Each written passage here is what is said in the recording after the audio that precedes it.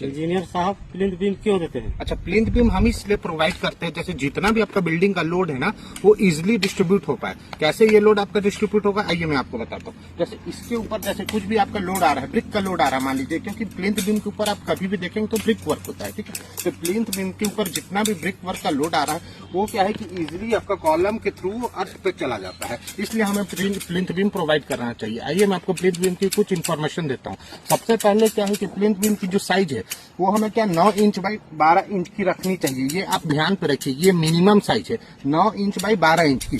दूसरी जानकारी, जितना भी आपका स्टील इस पे यूज होगा वो मिनिमम क्या है कि 12 mm का होना ही चाहिए, ये आपको अपने दिमाग में रखना है। तीसरी जानकारी, ये रिंग आप देखते हैं प्लिंथ बीम में क्या है कि रिंग है, तो ये रिंग का जो नॉड है वो क्या है कि ऊपर में ही अल्टरनेट होना चाहिए, यहाँ जैसा आपको दिखाई दे रहा है।